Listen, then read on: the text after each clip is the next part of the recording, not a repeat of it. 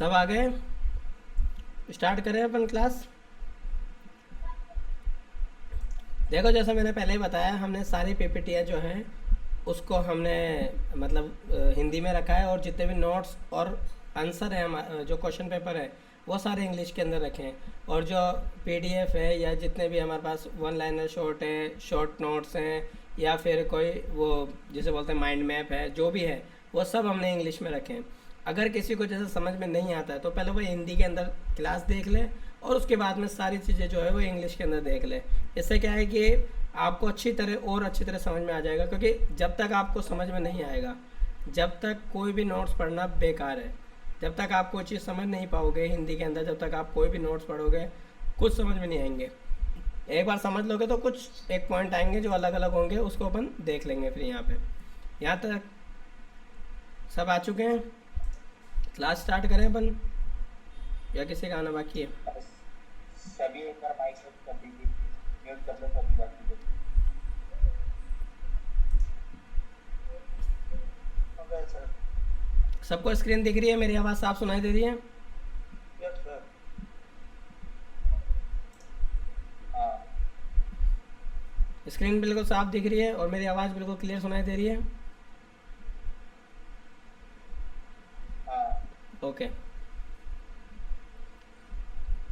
चलो, यहाँ पे सबसे पहले हम देखेंगे आज जो हमारे पास है। मैंने बोला था आपको राजस्थान के नोट्स दिए थे मैंने, और मैंने कहा था कि आपको जितने भी जो हमारे पास आवासीय है, यानी कि दुर्ग, गृह स्थल, यानी कि महल है या हवेलियाँ हैं या पैलेस है, फोर्ट है, जितने भी हैं एक बार आप पढ़ लेना। क्योंकि उससे क्या होगा कि जब आप जो है नेशनल लेवल पे सारी चीज़ें कवर करेंगे तो उसी के साथ में राजस्थान लेवल पे भी वो कवर हो जाएंगी। या किसी का अलग स्टेट है, जैसे किसी का यूपी है या किसी का दिल्ली है या किसी का एमपी है, तो वो उन्हीं के साथ में जितने भी हमारे पास दुर्ग हैं। या एक बार आप सब म्यूट कर लीजिए प्लीज़, सब अपना माइक म्यूट कर लीजिए प्लीज़। इसमें हनुमान जी है जिनका माइक म्यूट नहीं है। हनुमान जी अपना माइक म्यूट कर लीजिएगा। ओके, तो सबसे पहले हम देखेंगे कि हमारे पास 4 भाग हैं। आज की क्लास के अंदर हम प्राचीन काल एवं सिंधु सभ्यता के बारे में समझेंगे। कल मैंने थोड़ा सा ओवरव्यू दे दिया था सिंधु घाटी सभ्यता के अंदर कि किस तरीके से क्वेश्चन पूछे जाते हैं। प्रीवियस ईयर के 2-3 क्वेश्चन भी दिखाए थे मैंने। फिर सिंधु घाटी सभ्यता को हमने वहीं छोड़ दिया था, उसको आज कंप्लीट करेंगे सिंधु घाटी सभ्यता को। फिर हम देखेंगे मौर्य एवं प्राचीन काल गुफा स्थापत्य। वैसे हमारे पास डायरेक्ट गुफा नहीं है, यानी कि केव नहीं है डायरेक्ट हमारे सिलेबस के अंदर, लेकिन हमारे पास जो है इनडायरेक्टली हमारे पास गुफाएं दे रखी है, यानी कि विहार दे रखे हैं। अब विहार जो होते हैं वो सारे गुफाओं के अंदर या कुछ कुछ बाहर भी होते हैं, लेकिन अधिकांश जो अगर हम देखेंगे गुप्ता काल के जितने भी विहार हैं हमारे अंदर हमारे पास, वो सारे गुफाओं के अंदर सिचुएटेड हैं। तो हमें एक बार गुफाओं का भी देखना पड़ेगा। उसके बाद में जो मौर्य उत्तर काल है, जो मौर्य उत्तर काल है उसके अंदर गुप्तकालीन और ये सारी गुफाएं भी हम देखेंगे। और लास्ट के अंदर आवासीय, जिसमें कोई रह सकता है, उसके स्थापत्य कला को समझेंगे। तो जो अगर हम देखें हेरिटेज जो मॉड्यूल है हमारे पास वो इस तरीके से डिवाइडेड है। पहले हमारे पास रेजिडेंशियल आर्किटेक्चर है। रेजिडेंशियल आर्किटेक्चर के अंदर हमारे पास 4 चीज़ें दी हुई हैं मेनली। एक तो है हमारे पास पैलेस, जितने भी पैलेस होते हैं वो। उसके बाद हमें दे रखे हैं फोर्ट, उसके बाद दे रखे हैं हमें हवेलीज, उसके बाद दे रखी है हमें बंगलो। बंगलो थोड़ा सा इंपॉर्टेंट नहीं है, विहार्स, और उसके बाद में इंडस वैली हाउसेस। तो इंडस वैली यानी कि हड़प्पा संस्कृति के अंदर या जो है सिंधु घाटी सभ्यता के अंदर लोग कैसे रहते थे, उनका जो मकान का स्ट्रक्चर था या उनका जो लिविंग स्ट्रक्चर था वो कैसा था, वो देखेंगे। उसके बाद में हम विहार्स देखेंगे, जितने भी हमारे पास केव्स हैं उसके अंदर कौन कौन से विहार हैं, कौन कौन से इंपॉर्टेंट है वो देखेंगे। उसके बाद हवेलियाँ देखेंगे। हवेलीज आप साथ साथ में कंप्लीट करते चलेंगे। यहाँ पे जो है मैं नेशनल लेवल की बताऊँगा, और साथ में आप नोट्सों के साथ में राजस्थान या जो भी आपका स्टेट है उसको इंटीग्रेट करके रखेंगे। क्योंकि लास्ट में जब आप पढ़ने बैठेंगे तो आपको हवेली इधर भी पढ़नी पड़ेगी, फिर उधर भी पढ़नी पड़ेगी, तो आप थोड़ा कन्फ्यूज होगे। इसलिए सबको इंटीग्रेट कर लो, आप जो भी आपके पास नोट्स हैं उन सबको इंटीग्रेट कर लो, तो पढ़ने में आसानी होगी। उसके बाद में हम फोर्ट देखेंगे, जितने भी फोर्ट है हमारे पास इंपॉर्टेंट राजस्थान के वो देखेंगे, और पैलेसेस देखेंगे। यहाँ तक बात समझ में आ गई? आगे चलते हैं। तो यहाँ पे हमारे पास अगली चीज़ है प्राचीन काल एवं सिंधु घाटी सभ्यता, इंडस वैली सिविलाइजेशन के बारे में पढ़ेंगे। प्रमुख इसके अंदर कई, इस सिविलाइजेशन के अंदर कई अलग अलग स्थल हैं, जैसे हड़प्पा है या मोहनजोदड़ो है या फिर उसके अलावा है। तो आपको ये याद नहीं रखना कि कितनी स्थल हमारे पास मौजूद है, आपको ये बस ये याद रखना है कि कौन से स्थल में से क्या चीज़ हमें मिली है, ये कहाँ सिचुएटेड है, बस। इसके अलावा आपको कुछ नहीं पढ़ना। हड़प्पा संस्कृति इसलिए इम्पोर्टेंट है इस साल के पेपर के लिए क्योंकि पहली बार पाकिस्तान ने ये क्लेम कर दिया है कि हड़प्पा संस्कृति इंडिया की नहीं है, पाकिस्तान की है। तो ये चर्चा का विषय बना हुआ है आज की तारीख के अंदर कि हड़प्पा संस्कृति किसकी है, इंडिया की है या पाकिस्तान की है। इसलिए ये टॉपिक जो है बहुत इंपॉर्टेंट हो जाता है हमारे लिए। तो आधुनिक स्थिति जो है अगर इसकी देखी जाए तो ये भी पंजाब प्रांत में है पाकिस्तान के, ठीक है। और ये किस नदी के पास में बना हुआ है तो आप बता सकते हैं ये रावी नदी जो हमारे पास है उसके अंदर, उसके पास में सिचुएटेड है।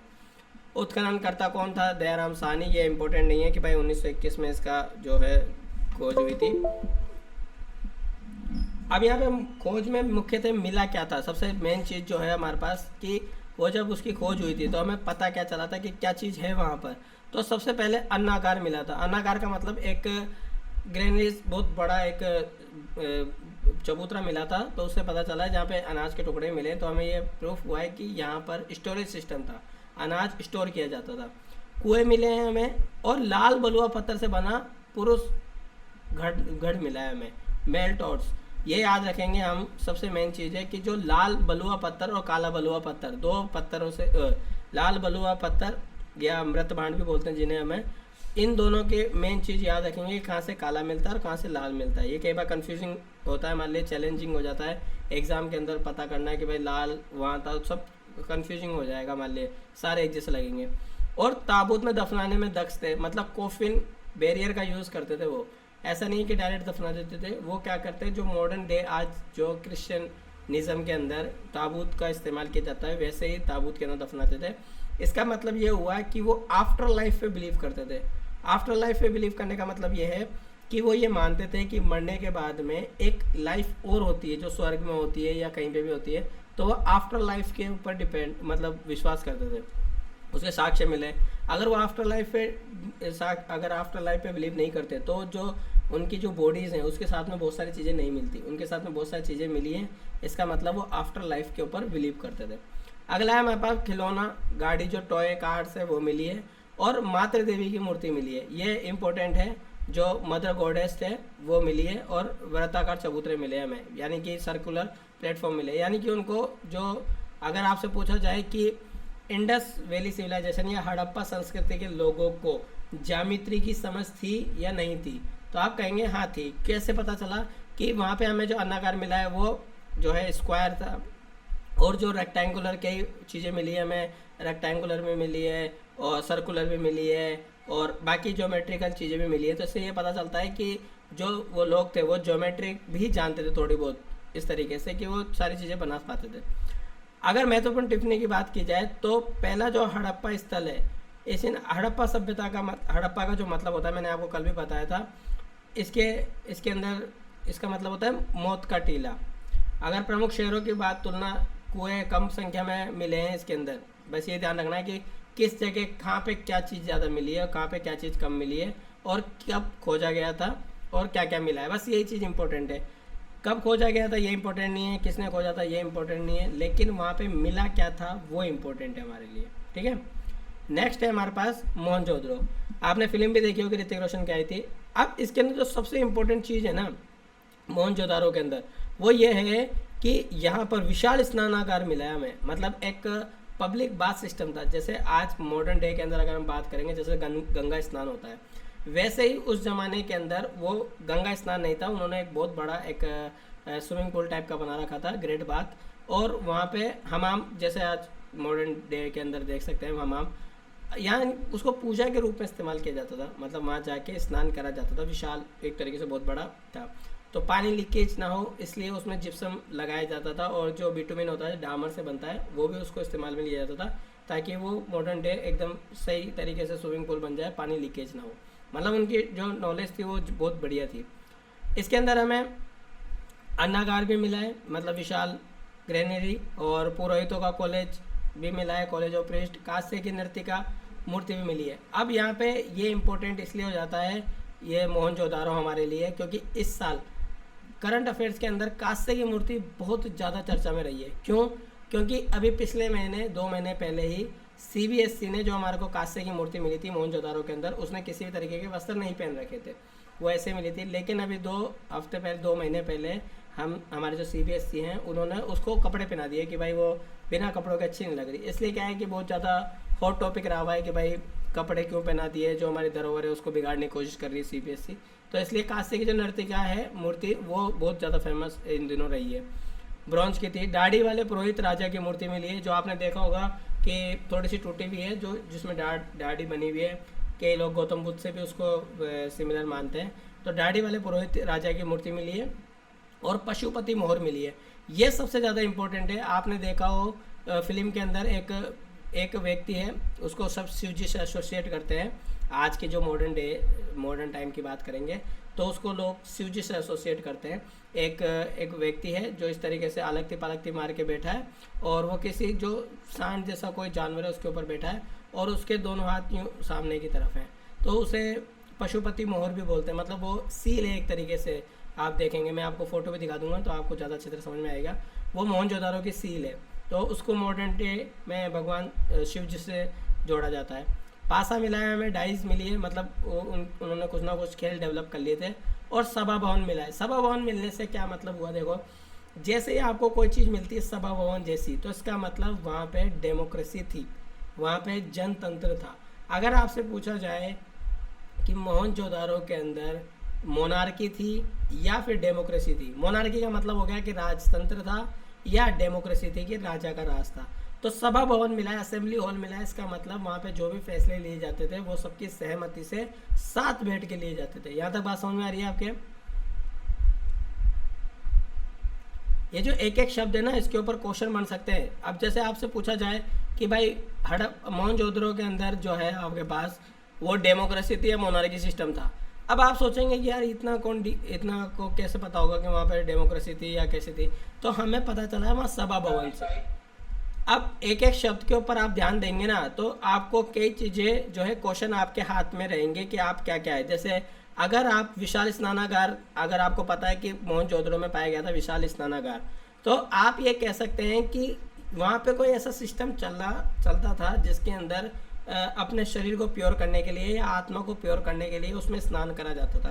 तो एक तरीके से रिचुअल था जो आज मॉडर्न डे जो हमारा गंगा स्नान होता है उससे एसोसिएट कर सकते हैं। जैसे अगर कोई पूछे कि क्या आप मानते हैं कि मोहनजोदड़ो के लोग धार्मिक थे या नहीं थे, आपसे दो टुक में बात करी जाए कि धार्मिक थे या नहीं थे, तो आप क्या कहेंगे कि धार्मिक नहीं थे। ऐसा इसलिए क्योंकि हमें किसी भी तरीके के मंदिर या किसी भी देवी देवताओं की जो एक्चुअल चीज़ें हैं वो नहीं मिली हैं, तो हम सीधे तौर पे नहीं कह सकते कि वो धार्मिक थे। लेकिन हाँ, वो प्रकृति की पूजा करते थे, ये 100% है। वो इसलिए 100% है क्योंकि जो हड़प्पा है वहाँ से गोडेस्ट, जो गोडेस्ट है हमारे पास, ये जो मदर गोडेस्ट है उनकी फ़ोटो मिली है। मतलब एक महिला की फ़ोटो है और उनके जो योनि है उससे एक पेड़ जो है वो निकलता हुआ दिखाई दे रहा है उसके अंदर। तो ऐसे माना जा सकता है कि वो प्रकृति को देवी मानते थे, प्रकृति की पूजा करते थे। उनका ये मानना था कि जो भी दुनिया निकली है वो मतलब प्रकृति से ही निकली है। आपको समझ आ रही है कि जो भी चीज़ें हैं हमारे दुनिया के अंदर वो सारी क्या है, प्रकृति से निकली है। तो प्रकृति को गॉड मानते थे, यहाँ तक हमें पता है। लेकिन वो रिलीजियस थे या नहीं थे ये हमें अभी तक पता नहीं चल पाया है।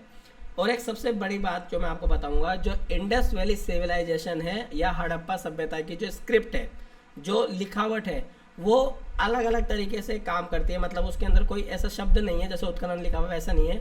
वो क्या है, सिंबल्स को यूज़ में लेते थे। जैसे गाय की फ़ोटो है या घोड़े की फ़ोटो है या किसी अलग चीज़ की फ़ोटो है, उन फ़ोटो को यूज़ में लेते थे बात करने के लिए। और आज तक वो पढ़ी नहीं जा सकी हैं। अगर आपसे कोई पूछे कि हड़प्पा सभ्यता से मिले हुए शिलालेखों को पढ़ा जा चुका है, तो आपका जवाब होगा नहीं। आज तक जो प्रमुख हड़प्पा स्थल हैं वहाँ से जो भी शिलालेख हमें मिले हैं उनको पढ़ा नहीं जा सका है अभी तक। तो हमें पता नहीं है कि वो किस तरीके से कम्युनिकेट करते थे, क्या भाषा थी उनकी। यहाँ तक बात समझ में आ गई? आगे चलते हैं। अब जो है ये पशुपति जो मोहर है ये बहुत इंपॉर्टेंट है। यहाँ पे हमारे पास, मैं आपको इसकी फ़ोटो भी लगा दूंगा। पशुपति जो मोहर है उसमें मैं बता दिया मॉडर्न डे शिव जी से जोड़ के देखा जाता है उनको, ठीक है। अब यहाँ पे जो इनकी सबसे बड़ी जो हड़प्पा की जो बस्ती है ना, सबसे बड़ी, सबसे सुव्यवस्थित शहर, यानी कि जो ये मोहनजोदारो है, ये इसकी विशेषता क्या है, सबसे सुव्यवस्थित शहर है ये, यानी प्रशासनिक धर्म का प्रमुख केंद्र माना गया है इसको।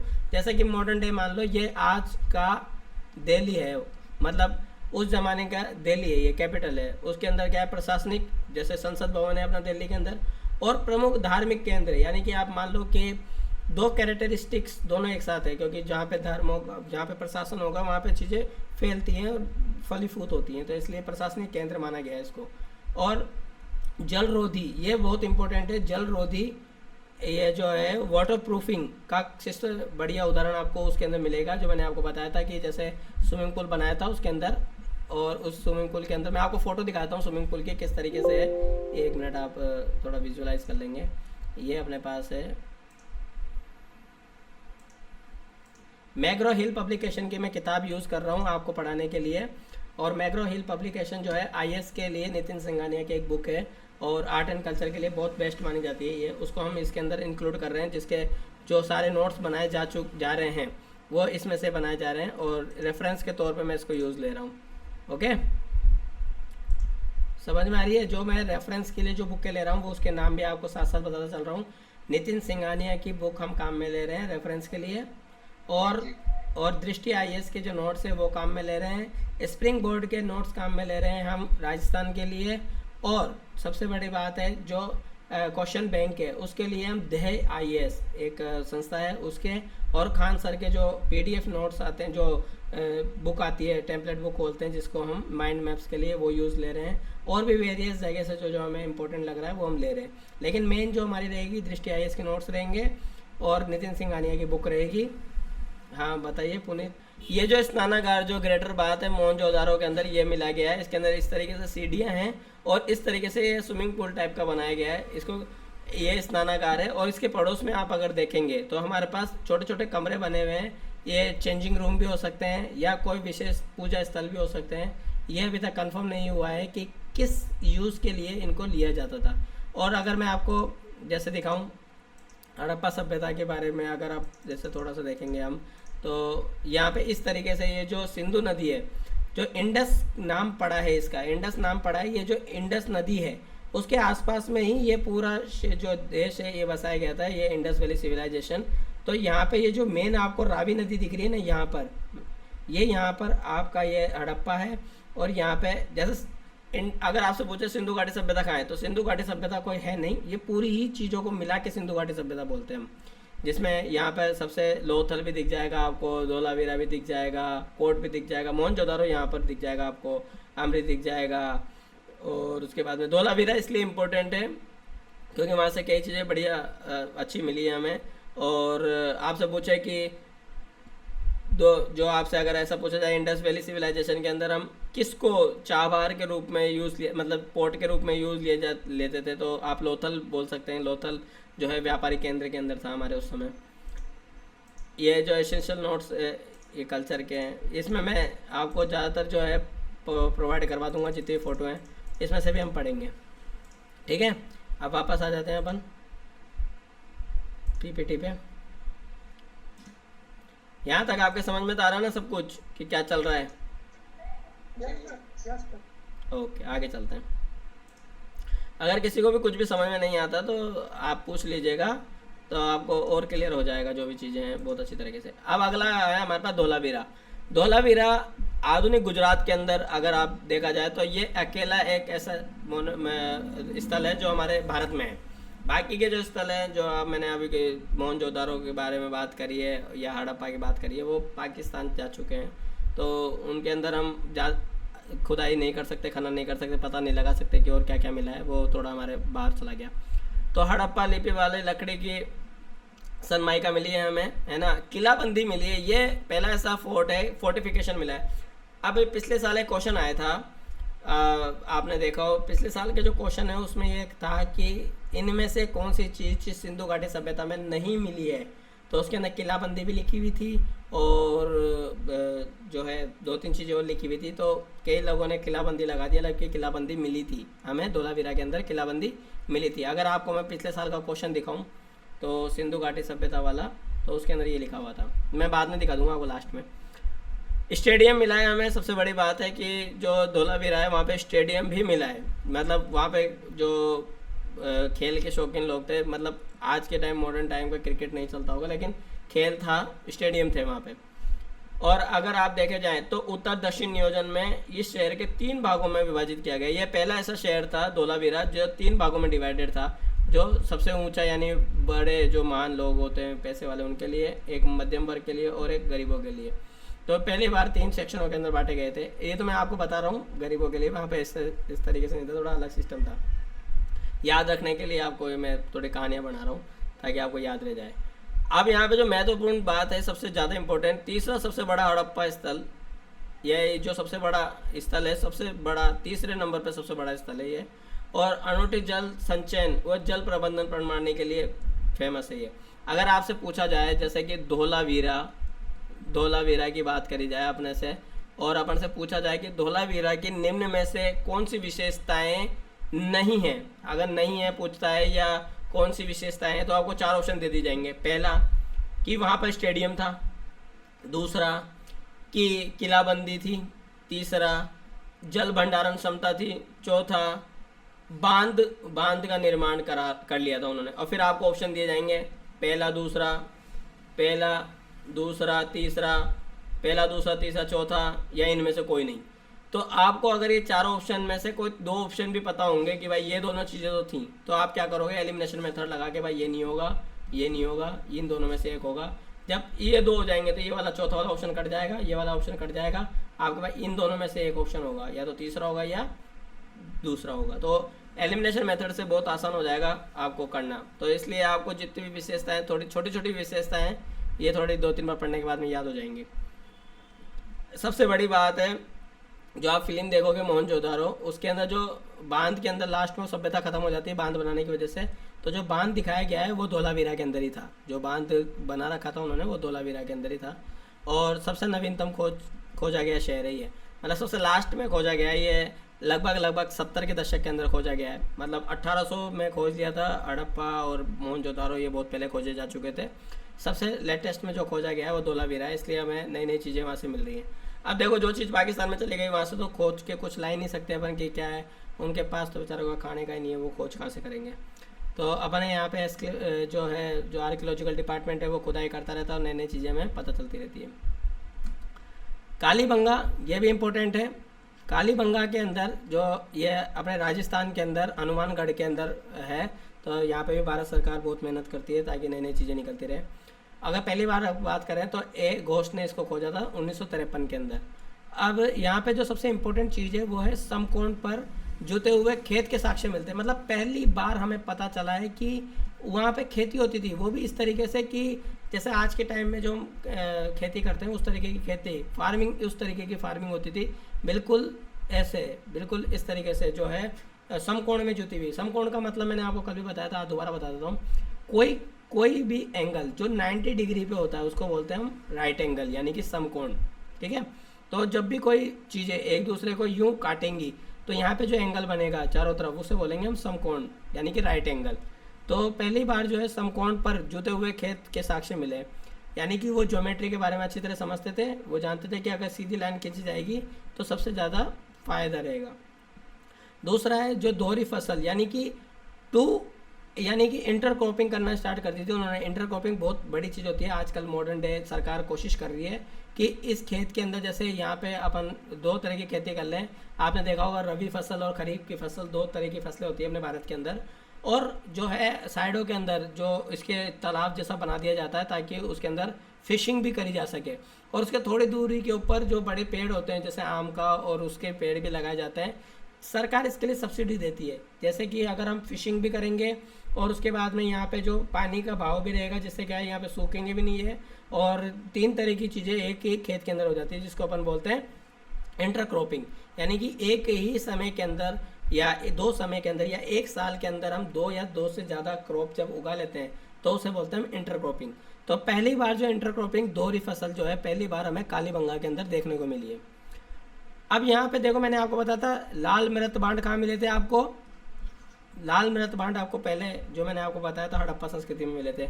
अब यहाँ पे क्या है, आपको काली रंग की चूड़ियाँ मिल रही हैं।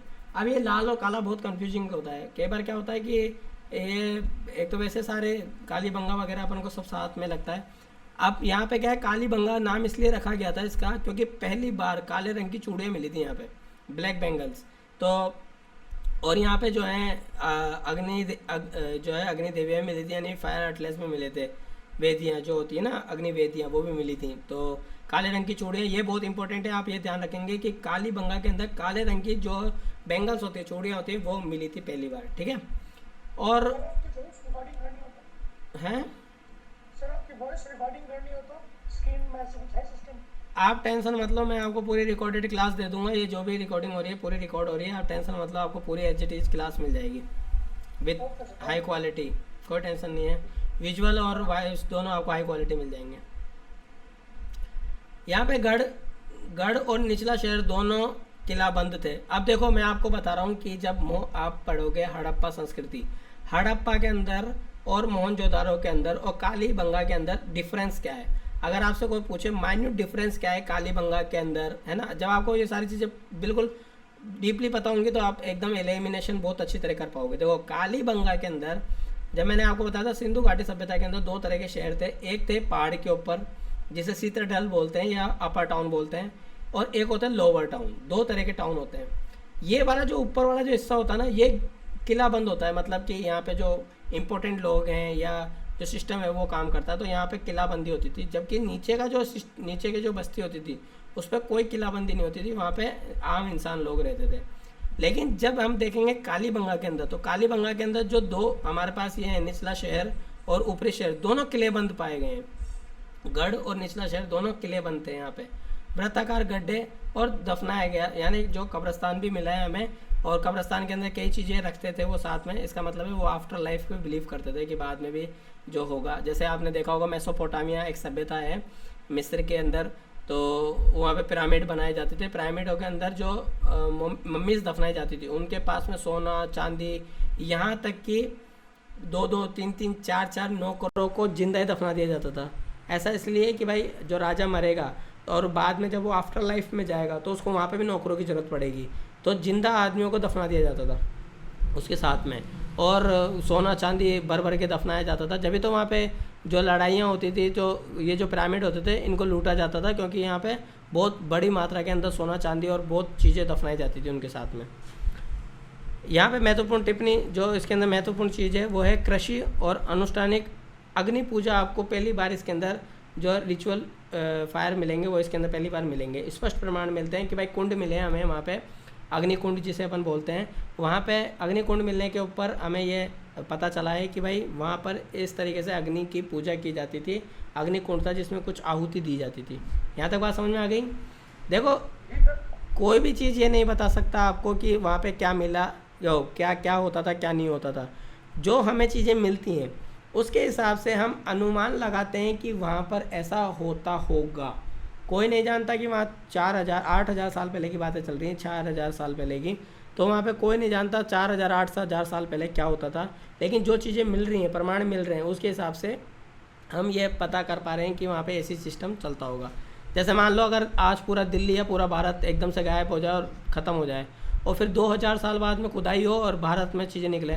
पहले संसद भवन निकले और संसद के अंदर घुसे लोग बाग को देखें कि यार यहाँ तो बहुत सारी बैठने की जगह है, बहुत सारे लोग हैं, बीच में एक आदमी बैठा, तो अपन क्या समझेंगे कि भाई वहाँ पे ऐसा कोई सिस्टम था जहाँ पे बहुत सारे लोग बैठते थे और वार्तालाप होती थी। ठीक है, अगर कोई बड़ी चीज़ दिखेगी तो हम उसको एक्सप्लेन करेंगे कि भाई क्या क्या हो सकता है।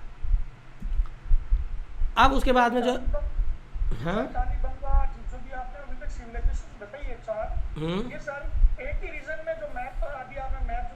हाँ, ये सब ये क्या है, इंडस वैली सिविलाइजेशन है। इंडस वैली सिविलाइजेशन के अंदर ये शहर है, मतलब भारत देश है। भारत देश के अंदर अपन दिल्ली पढ़ रहे हैं, जयपुर पढ़ रहे हैं, हैदराबाद पढ़ रहे हैं, है ना, कलकत्ता पढ़ रहे हैं, ये पढ़ रहे हैं अपन। लोथल जो है अहमदाबाद गुजरात के अंदर है, भारत के अंदर ये भी, और साबरमती नदी के बीच में है ये इसकी जो विशेषताएं हैं, खोज अलग ना हुआ गढ़ परिसर था, यहाँ पे बाजार की सड़कें थी, चावल की भूसी भी पाई गई है, मतलब राइस को कल्टीवेट करना इन्होंने सीख लिया था, राइस उगाना सीख लिया था। यहाँ पे मन के बनाने का कारखाना मिला है, और हाथी दांत व सीप की कार्यशालाएँ मिली है, मतलब आइवरी का काम ये करने लग गए थे। आइवरी जो है हमारे देश में बहुत पुरानी है, जो मोहनजोदड़ो की जो सभ्यता है वहाँ पे जो सील मिली है हमें, सील मतलब स्टैम्प जो मिली है वो हाथी दांत की बनी हुई थी। तो जो आइवरी का जो वर्क है वो बहुत पुराना है।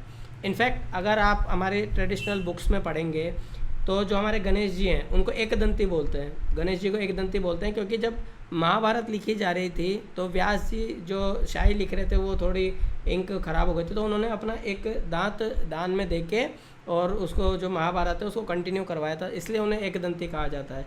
तो ये जो हाथी दांत की जो चीज़ें हैं वो आइवरी वो बहुत अंदर तक जुड़ी हुई है हमारे सभ्यता के अंदर। तो कभी भी आपसे हाथी दांत के ऊपर कोई सवाल आए तो आप बेझिझक होकर बोल सकते हैं कि भाई हड़प्पा संस्कृति के अंदर हाथी दांत का यानी कि आइवरी का यूज़ किया जाता था, मतलब इतने मास्टर थे कि वो आइवरी पे काम कर पाते थे। कब्रिस्तान मिला है जो हर जगह मिलता है, गोदाम मिले हैं, वेयर हाउसेस मिले हैं और टेराकोटा सील मिली है, बस ये याद रखना है हमें। महत्वपूर्ण टिप्पणियाँ क्या हैं? जल स्तर बनाए रखने के लिए शुल्क गेट बनाए, स्वीपिंग चैनल बनाए और गोदीवाड़ा एक जगह है मेसोपोटामिया के अंदर के साथ समुद्र व्यापार है तो महत्वपूर्ण बंदरगाह। अब आपसे कोई पूछे सबसे मेन चीज़, जैसे ये क्वेश्चन आया हुआ है मैं आपको दिखाऊंगा, आईएएस एग्ज़ाम में आया था ये 2020 या 22 के अंदर, एटलीस्ट मेरे को ये ध्यान नहीं है, उसके अंदर ये क्वेश्चन आया था कि निम्न में से, ऐसे लिखा हुआ था, निम्न में से किस सिंधु नदी साइट के ऊपर बंदरगाह के लिए किस जगह का इस्तेमाल किया जाता था? तो उसके अंदर था मोहनजोदाड़ो, कालीबंगा, धोलावीरा या लोथल। तो हमारे पास जो राइट आंसर था वो लोथल था। इस तरीके से क्वेश्चन आया जाता है कि भाई निम्न में से ये चीज़ किस साइट के ऊपर पाई गई है, तो आपको 4-5 साइट दी हुई होंगी, उसके अंदर से आपको पता करना है कि भाई ये चीज़ कहाँ पर है। और ये मैं पिछले साल जो 3 क्वेश्चन आए इसके ऊपर, एक तो कालीबंगा पे आया था, एक सिंधु नदी सभ्यता के ऊपर आया था और एक शायद तक लोथल पे आया था, पिछले साल भी आया था जो अपने गाइड वाला एग्ज़ाम है इसमें। आगे चलते हैं। राखी गढ़ी, राखी गढ़ी जो है हरियाणा के अंदर है अपने। देखो हरियाणा और राजस्थान का जो ये पार्ट है ना पीछे हनुमानगढ़ वाला, ये वाला, ये तो इतना इम्पोर्टेंट है कि अगर आप यहाँ पे कुछ भी खोदोगे ना तो कोई ना कोई चीज़ निकल ही जाएगी, क्योंकि ये बहुत रिच रहा हुआ है ये एरिया, हरियाणा, पंजाब और ये जो बाहर ये राजस्थान का जो इधर वाला पार्ट है ना, इधर वाला नदी के जो आसपास में बहुत रिच है वहाँ पे कोई ना, इसलिए वहाँ पे कोई बड़ी चीज़ प्रोजेक्ट नहीं लाते, क्योंकि वो एक बहुत इंपॉर्टेंट साइट है हमारे लिए। पहली बार राखी गढ़ी से देखो पक्की ईंटों के कुएँ मिले हैं हमें, पहली बार कुएँ जो मिले हैं। देखो कुएँ क्या होते हैं कि अपन ने खोद तो दिया, लेकिन क्या है वो मिट्टी धंस नहीं जाए, उसके लिए क्या करते हैं अपन, कुछ ना कुछ करते हैं। तो पहले के टाइम पे क्या करते थे, पत्थरों से मतलब एक तरीके से वॉल बनाई जाती थी, लेकिन यहाँ तक राखी गढ़ी आते आते हमने क्या देखा कि जो है पक्की ईंटों के कुएँ मिलने लग गए हमें। अग्निदेवियाँ मिली, जल निकास व्यवस्था मिली और रत्न तराशने की जो कार्यशाला है वो मिलने लग गई, लकड़ी के ताबूत वाला कब्रिस्तान मिलने लग गया। अब यहाँ पे ये बात है कि कब्रिस्तान तो हर जगह मिल रहा है, लेकिन लकड़ी के ताबूत वाला कब्रिस्तान हमें यहाँ मिला है। ठीक है, ये चीज़ें हैं आपको याद रखनी है, बहुत इंपॉर्टेंट है, और इससे कहीं ना कहीं आप कोई ना कोई सवाल जो है बना लोगे। यहाँ पे प्रमुख शहरी राजनीतिक केंद्र था और हड्डी और हाथी दांत के काम का स्पष्ट साक्ष्य मिलते हैं, यहाँ पे एविडेंस मिलते हैं, आइवरी और बोन्स के जो काम होते हैं उसका मिलता है आपको। राखी गढ़ी के बाद में हमारे पास है वो है बनावली। बनावली फतेहाबाद हरियाणा भारत के अंदर है हमारे पास। इसके अंदर क्या है, किलेबंदी शहर मिले हैं, नई अग्निदेवियाँ मिले, जो के अवशेष मिले हैं। मतलब देखो अगर मैं आपसे पूछूं सबसे पहला नाच कहाँ, जो चावल है वो कहाँ पे मिले थे अपन को, अभी थोड़ी देर पहले पढ़ाया है, चावल कहाँ मिले थे सबसे पहले, यही तो बात है, आपको ये याद रखना है कि अनाज कहाँ मिला है, चावल कहाँ मिले हैं, जौ कहाँ मिला है, चना कहाँ मिला है, ये सारी चीज़ें तो पूछी जाएंगी और क्या पूछा जाएगा। अरे भाई मोहनजोदड़ो नहीं है जौ के अवशेष, चलो कोई बात नहीं, आप एक बार रिवाइज कर लेना। जौ के अवशेष जो पहली बार हमें मिले हैं वो कहाँ मिले हैं, जौ के अवशेष हमें पहली बार मिले हैं बनावली के अंदर, बर्डली के जो रिमेन्स मिले हैं हमें वो बनावली के अंदर मिले हैं। खिलौना गाड़ियाँ मिली हैं, मोहरें केवल नीचे शहरों में मिली हैं, जौहरी का घर मिला है, ज्वेलर्स हाउस मिला है, यानी कि जौहरी का काम होना स्टार्ट हो गया था, वहाँ पे हम धातुओं को पहचानने लग गए थे। ठीक है, और जो है महत्वपूर्ण है यहाँ प्रारंभिक परिपक्व हड़प्पा संस्कृति का संक्रमणकाली स्थल था। संक्रमणकालीन किसे बोलते हैं, आप ये समझो कि एक नया एरा स्टार्ट होने वाला है जो वैदिक एरा जिसे अपन बोलते हैं, और ये ख़त्म होने वाला है, मोहनजोदड़ो का जो एरा है ये ख़त्म होने वाला है। इसके बीच के अंदर जो 3000 साल है ना, ये अपने इतिहास से गायब हैं। उसके बीच में 3000 साल क्या हुआ किसी को पता नहीं है। मोहनजोदड़ो कैसे ख़त्म हुई किसी को पता नहीं है। जो है वैदिक संस्कृति कैसे स्टार्ट हुई ये किसी को पता नहीं है। ये कहा जाता है कि आर्यंस ने अटैक करके भारतवर्ष के ऊपर कब्जा कर लिया था। उन्होंने फिर जो है वैदिक साहित्य चालू करा और वैदिक काल वहाँ से चालू हुआ था। लेकिन ये बीच का जो 3000 साल का जो गैप है ना, ये फुलफिल नहीं है। इसका कोई साक्ष्य हमारे पास है नहीं कि क्या हुआ था, कैसे इतनी बड़ी सभ्यता अचानक ख़त्म हो गई, कैसे वो चीज़ें एकदम गायब हो गई, और कैसे जो वैदिक संस्कृति चालू हुई। इसके जो बीच का जो गैप है ये हमारे पास नहीं है, आज भी नहीं है। तो थोड़ा संक्रमणकालीन इसको माना जाता है। संक्रमणकालीन मतलब वो ख़त्म हो रहा है, एक एरा ख़त्म हो रहा है और दूसरा एरा स्टार्ट हो रहा है। तो ये जो बीच का जो टाइम है उसको माना जाता है। रसोई घर, जार बर्तन युक्त शौचालय और जो वॉश बेसिन के रूप में कार्य करता था, उससे वैसे बहु कमरे वाले मकान भी मिले। मतलब मकान तो मैंने आपको कल बताया था, 2 मंजिला मकान अपन को कहाँ पे मिले, हड़प्पा में मिले। और यहाँ पर जो है बहु कमरे वाले, मतलब एक ही मकान के अंदर 3-4 कमरे मिले। हड़प्पा संस्कृति के अंदर अपन को एक ही कमरा होता था, लेकिन यहाँ पर जब बनावली की बात करेंगे तो बहुत सारे कमरे होते थे, बीच में एक आंगन भी होता था। बस तुलसा जी का पता नहीं होता था, बाकी सब कुछ मॉडर्न डे आज के जो ज़माना है उसकी तरह होता था। यहाँ तक बात समझ में आ रही है कि सबके? अब लास्ट जो है अपन ग्रिड सिस्टम देख लेते हैं सिंधु घाटी सभ्यता के। इसमें से 100% क्वेश्चन आता है, जो मैं आपको बता देता हूँ, पिछली बार भी आया था। नगर नियोजन ग्रिड सिस्टम क्या था? 90 डिग्री के ऊपर सड़कें एक दूसरे को काटती थी, हमेशा 90 डिग्री के ऊपर एक दूसरे को काटती थी। सड़कें एक दूसरे को समकोण पर काटती थी, यानी 90 डिग्री पे काटती थी। ग्रिड पैटर्न था। ग्रिड पैटर्न मतलब बिल्कुल जयपुर सिस्टम जैसा ग्रिड पैटर्न था। पूरा ग्रिड था, एक नालियाँ एक दूसरे को ग्रिड वे में समकोण पे काटती थी। सब चीज़ें एकदम ग्रिड सिस्टम पे चलता था। निर्माण सामग्री बहुत इंपॉर्टेंट है। आपसे पूछा जाए कि सिंधु नदी के जो व्यक्ति थे उन्होंने ईंट बनाना सीख ली थी, पकी हुई ईंटों का यूज़ करते थे या नहीं, तो आप बोलेंगे हाँ करते थे। अनुपात इंपॉर्टेंट नहीं है कि किस अनुपात में था, लेकिन हाँ वो ईंटें बनाना सीख गए थे, पक्की ईंटें का काम में लेते थे। और ईंटों को जोड़ने के लिए किस चीज़ का इस्तेमाल लेते थे? सीमेंट तो थी नहीं उस समय, जिप्सम प्लास्टर का इस्तेमाल करते थे। वो जिप्सम जो प्लास्टर होता है, जिप्सम एक वो होती है सामग्री, उसको यूज़ में लेते थे जिप्सम को। जो कोर्टयार्ड होता था, मतलब जो मकान होते थे, वो लेआउट खुले मध्यम आंगन के चारों ओर केंद्रित होता था। मतलब कि आंगन होता था बीच में और उसके चारों तरफ कमरे होते थे। चारों तरफ विभिन्न कमरे बने होते थे, जैसे आज के टाइम में बने होते हैं। आंगन खाना पकाने, सूत काटने जैसी दैनिक गतिविधियाँ केंद्र में थी। मतलब कि जो गाँव में आज भी चलती हैं वो चीज़ें केंद्र में थी। गोपनीयता का ध्यान रखा गया है, प्राइवेसी का। मकान के मुख्य द्वार सीधे सड़कों पर नहीं खुलते थे। ये बात हमें बहुत इंपॉर्टेंट चीज़ है, ये बात ध्यान में रखनी है। जो मॉडर्न डे आज जयपुर है, जयपुर बना है 1721 के अंदर, और मैं बात कर रहा हूँ आपसे 5000 BC के अंदर। अच्छा, आप सबको BC और AC में जो डिफरेंस है वो तो पता है ना सबको? क्या डिफरेंस होता है BC और AC में? अगर मैं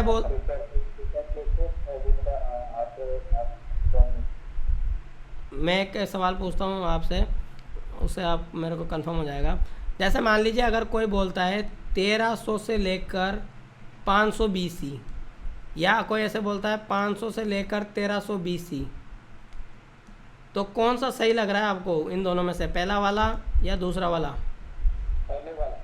पहले वाला। सबको पता है पहले वाला क्यों सही है? पहले वाला। वो मैं समझ गया, लेकिन सबको पता है इसकी एक्सप्लेनेशन कि क्यों सही है पहले वाला? फिर भी एक बार आप अच्छा समझा रहे तो आप अच्छा और ध्यान से समझा दीजिए। देखो मैं आपको बता देता हूँ। यहाँ पे जो ईसा मसीह थे, ईसा मसीह का जन्म हुआ था, उसको अपन एक लाइन मान लेते हैं, वो है डे 0, पहला दिन है वो दुनिया का, डे 0। उससे आगे की जो है आफ्टर डोमेन कहलाती है, यानी कि ईसा मसीह के जन्म के बाद। और बिफोर एरा बोलते हैं अपन BC, जो उनके जन्म से पहले था। अब एक बात बताइए कि जन्म से पहले की जब बात करेंगे तो उसको सीधा चला ही नहीं सकते अपन। पहले आएगा 0, 0 के बाद -1 आएगा, -2 आएगा, -3 आएगा, ऐसे उल्टी चलेगी गिनती, पीछे वाले नंबर बढ़ते चल जाएंगे। तो अगर मैं बोलता हूँ कि 100वां साल, तो 100वां साल पहले आएगा यहाँ पे, उसके बाद 200वां साल आएगा, उसके बाद 300वां साल आएगा, यानी कि उल्टी चलेगी गिनती, और यहाँ पे सीधी चलेगी। यहाँ पे पहले 100 साल कंप्लीट होंगे, फिर 200 होंगे, फिर 300 होंगे। तो जब भी आपको बीसी की बात करी जाएगी तो आप पीछे चलेंगे तो उल्टा चलेंगे अपन, उल्टे पहला आएगा, मतलब 100 साल नया होगा, 200 साल पुराना होगा इसके अंदर, मतलब 200 साल नया होगा और 100 साल पुराना होगा। इस कैलकुलेशन के हिसाब से चलेंगे तो उल्टा चलेंगे, तो उधर के साइड जो नंबर है वो बढ़ते चल जाएंगे। तो यहाँ पे अगर अब मैं समझाऊँ आपको तो 3000 साल की बात करेंगे और 1500 साल की बात करेंगे, तो पहले कौन सा आएगा, 3000 आएगा, 1500 आएगा? उल्टी गिनती में चल रहे हैं अपन, 3000 आएगा क्योंकि उल्टी गिनती में चल रहे हैं अपन। समझ में आ गई? अगर कोई आपको बोलता है 500 BC और 500 AD, तो ये बात यानी ईसा मसीह के जन्म के बाद की बात हो रही है, और ये ईसा मसीह के जन्म से पहले की बात हो रही है। तो हमारे जो अशोक सम्राट थे वो 500 BC के अंदर थे, ठीक है, और जो गुप्ता पीरियड था वो 500 AC के अंदर था। यहाँ तक बात समझ में आ रही है सबके? ये वाली बात क्लियर है सबको? चलो ठीक है, आगे चलते हैं। एक एक कंसेप्ट आप जितने क्लियर करते जाओगे आपके एग्ज़ाम पास करने का बहुत नज़दीक आ जाएगा वो, कि आप बहुत जल्दी पास कर लोगे जितने कंसेप्ट समझते जाओगे। अब यहाँ पे हमारे पास आ गया जो है लास्ट मंजिल और सीढ़ियों की बात करते हैं। कई मकान 2 मंजिल या उससे अधिक मंजिल के भी थे। ऊपरी मंजिल पर जाने के लिए पक्की हुई ईंटों या लकड़ी की सीढ़ियाँ बनाई जाती थी। तो ऊपर जाने के लिए लकड़ी की सीढ़ियाँ बनाई जाती थी। मतलब अगर आप सिंधु घाटी सभ्यता को देखोगे ना तो आपको ऐसा लगेगा कि ये 5000 साल पुरानी बातें नहीं हो रही, ये आज किसी गांव की बात हो रही है, आज के टाइम के किसी मॉडर्न गांव की बात हो रही है यहाँ पे। फिर 5 साल पुरानी 5000 साल पुरानी चीज़ों की बात नहीं हो रही। स्नानागार, निजी कुएँ, लगभग प्रत्येक घर में ढलान वाले फर्श युक्त स्नानागार थे, मतलब कि बाथरूम थे, और घरों में अपने निजी ढके हुए कुएँ भी होते थे, मतलब वो पानी स्टोर करने के लिए, वो वाले कुएँ नहीं जो गहराई में जाते हैं। उत्कृष्ट नाली व्यवस्था थी, ड्रेनेज सिस्टम बहुत बढ़िया था। छोटी छोटी नालियाँ होती थी जो घर से निकलती थी और जाके बड़े नाले में मिल जाती थी। नालियाँ जो मुख्य ढली हुई नालियाँ से जुड़ी होती थी जो बड़ी नालियों के अंदर मिल जाती थी। यहाँ तक आपको सारी बात समझ में आ गई? फिर अपन मौर्य काल में चलेंगे। अभी यहाँ तक आपको सारी बातें समझ में आ रही हैं?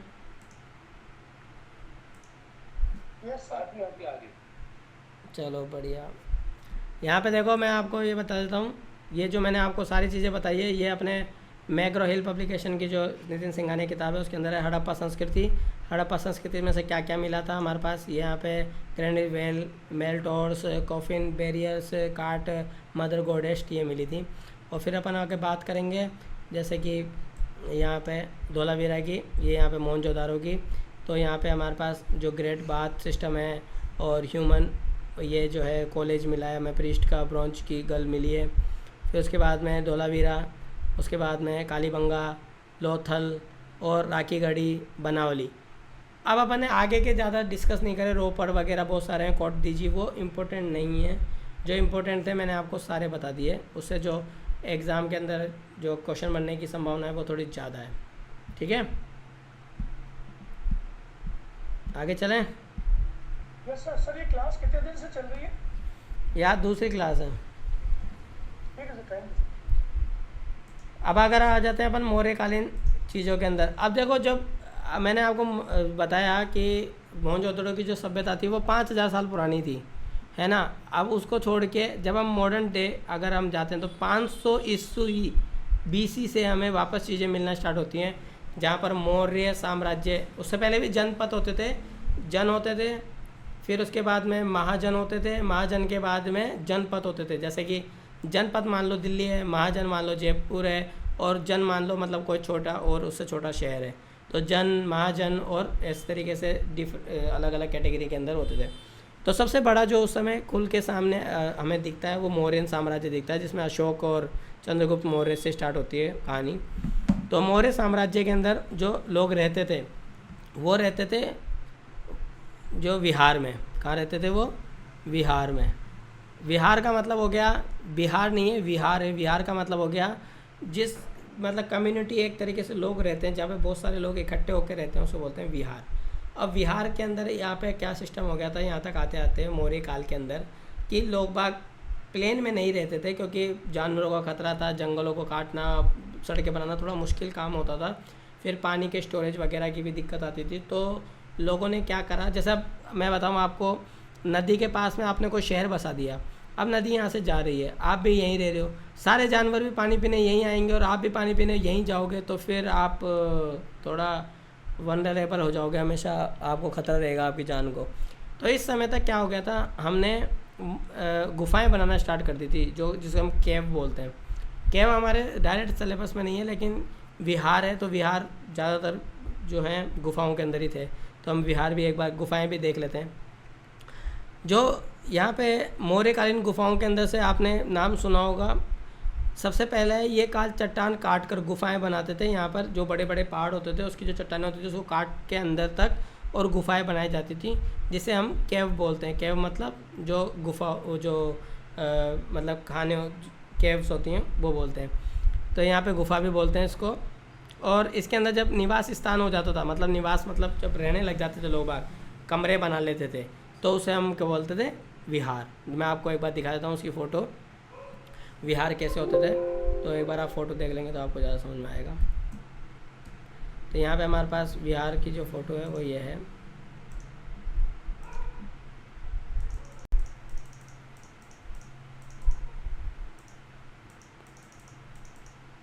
ये इस तरीके से विहार होते थे। ये यहाँ पे ये जो है गुफा का एक गेट है, मेन गेट है ये, जो उसके अंदर जाते हैं और कमरे टाइप के होते हैं, अंदर कमरे टाइप के बने हुए होते हैं। या आप कभी एलोरा की गुफाओं में गए होंगे तो पूरा मंदिर टाइप का बना होता है, बहुत बड़ा हॉल टाइप का, और उसके अंदर पूजा घर भी होता है और पढ़ने की जगह भी होती है, स्कूल भी होता है, सब कुछ एक साथ होता है वहाँ पे। विहार की कोई फ़ोटो शायद तक, ये आपको दिख जाएगी, इस तरीके से अंदर है। ये इस तरीके से अंदर मूर्तियाँ वगैरह होती हैं और इसका जो स्ट्रक्चर है वो इस तरीके से होता है। ये मंदिर निर्माण आ गया, बना के चलेगा, इसमें नहीं है, मैं आपको फ़ोटो सेंड कर दूंगा, उसमें आपको मिल जाएगी। अब यहाँ पे देखिए, जो अपने पास जब रहने का काम, जब गुफा को यानी केव को जब हम रहने के काम में लेते हैं, तो वहाँ पे क्या हो जाता है, जब उसको रहने के काम में जब भिक्षु रहते हैं जहाँ पर, तो उसको विहार बोलते हैं। अब कई लोग ये सोचते हैं कि जो बुद्ध धर्म के जो लोग हैं वही सिर्फ विहार में रहते थे, तो ऐसा नहीं है। बुद्ध और जैन दोनों ही जो होते थे, भक्त भिक्षु होते थे, वो यहाँ पे विहारों के अंदर रहते थे। कुछ गुफाएं हिंदू उससे भी एसोसिएट हैं, कुछ बुद्धिस्ट एसोसिएट हैं और कुछ जैन धर्म से एसोसिएट हैं। तो आपको ये पता रखना है कि भाई कौन सी गुफा किस लिए काम में ली जाती थी, और बस ज़्यादा डिटेल में नहीं जाना कि भाई ये बुद्धिज़्म से थी, ये हिंदुज़्म से थी और ये जैनिज़्म से थी, इतना ज़्यादा डिटेल में नहीं जाना। एक आजीविका संप्रदाय, शुरुआती गुफाएं आजीविकी संप्रदाय के तपस्वियों के लिए बनाई गई थी, जो बाद में बौद्ध मठों के रूप में प्रसिद्ध हो गई। मतलब आजीविकी एक संप्रदाय था, उसके लिए ये ऐसी गुफाएं बनाई गई थी। धीरे धीरे फिर क्या हुआ कि जो बौद्ध मठ होते हैं, मठ मतलब हो गया जहाँ पे बहुत सारे पृष्ठ रहते हैं एक साथ, यानी पूजा करने वाले लोग जहाँ रहते हैं उसको मठ बोलते हैं। आज भी ये मठ होते हैं अपने। आंतरिक दीवारों पर अत्यधिक चमक पॉलिश फिनिशिंग करी जाती थी और अलंकृत प्रवेश द्वार बनाया जाता था ताकि दिखने में अच्छा लगे। अगला है, जो दो गुफाएं अपने बहुत इंपॉर्टेंट है इस समय की, मौर्य कालीन की। देखो अलग अलग टाइम पे अलग अलग बनी है, गुप्ता पीरियड के अंदर अलग है, मौर्य पीरियड के अंदर अलग हैं। इन दोनों पीरियडों के अलग अलग गुफाएं हैं, लेकिन फंक्शन जो है एक ही लगभग सेम है। ठीक है, जैसे कि आपको मैं बताऊं कि एडविन लुटिया जी ने संसद बनाई थी गोल वाली, फिर हमारे आज की जो संसद है वो त्रिकोण बन गई। इस तरीके से बनी है अपनी ये संसद, जो बनी है ऐसे बनी है। तो एडविन लुटिया जी ने बनाई थी वो ऐसी है और ये वाली नहीं ऐसी है। रिश्ता वही, सोच नहीं, दोनों में एक ही काम होता है। तो मौर्य काल की जो थी वो थोड़ी पुरानी टाइप हो गई, और जो गुप्ता पीरियड के अंदर बनेंगी वो थोड़ी मॉडर्न टाइप की, थोड़ी बड़ी और उस तरीके से हो जाएंगी, लेकिन दोनों का काम एक ही है। यहाँ पे देखो, ये स्थान प्राचीनतम जहानाबाद जिले के अंदर, बिहार के अंदर आपको 3री शताब्दी ईसा पूर्व यानी 3rd सेंचुरी BC, ईसा पूर्व का मतलब हो गया BC, पहले की बात चल रही है, ईसा मसीह के जन्म से पहले की बात चल रही है। भारत में चट्टानें काट कर बनाई गई सबसे पुरानी ज्ञात गुफा है ये। यहाँ पे जो बराबर और नागार्जुन की जो गुफाएं हैं, तो ये सबसे पुरानी गुफाओं में से एक मानी जाती है, हमारे पास बिहार के अंदर है ये। उसके बाद में संरक्षक मौर्य सम्राट अशोक और उनके पोते दशरथ ने करी थी इनको। आपको पता होगा कि जो अशोक थे वो अंत में उन्होंने बौद्ध धर्म की शपथ ले ली थी और वो बौद्ध धर्म के अनुयायी बन गए थे। और उनके जो बेटे थे और उनकी बेटियां थीं वो जो बौद्ध धर्म को स्प्रेड करने के लिए चाइना और फिलीपींस और बाकी देशों में भी गए थे इनको स्प्रेड करने के लिए। आजीविकी संप्रदाय मूल रूप से आजीविकी संप्रदाय के आजीविकों और तपस्वियों के लिए निर्माण किया गया था इसका। बाद में बौद्ध धर्म के अंदर आ गए थे। अशोक के 3 गुफा शिलालेखों में उन्हें किंग प्रियादासी कहा गया है। दशरथ के शिलालेखों में उन्हें देवना प्रिय या दशरथ प्रिय कहा है। अगर आपसे मैं पूछूं देवना प्रिय किसका नाम है तो आप बता सकते हो देवना प्रिय किसका नाम है? देवनास प्रिय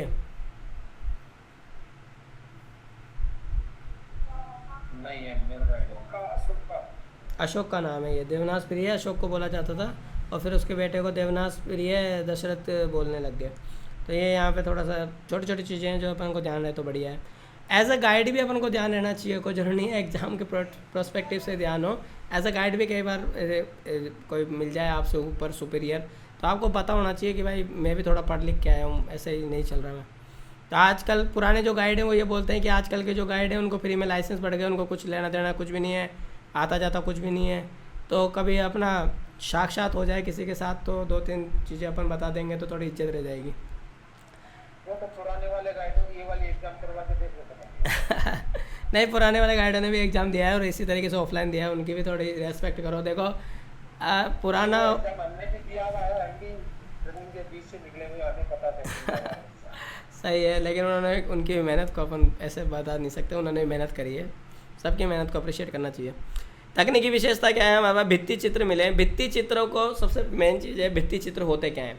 आपको ये टर्मिनोलॉजी समझनी पड़ेगी। भित्ति चित्रों का मतलब क्या होता है? Mural painting. कोई बता सकता है भित्ति चित्र किसे कहते हैं? Mural painting. अरे वो तो इंग्लिश में समझ गया।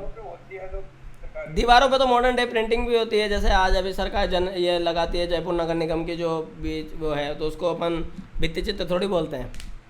आपके देखा होगा ना जयपुर के अंदर सब जगह लग रहे दीवारों पे गीले प्लास्टर पे जो होती थी, प्लास्टर के ऊपर।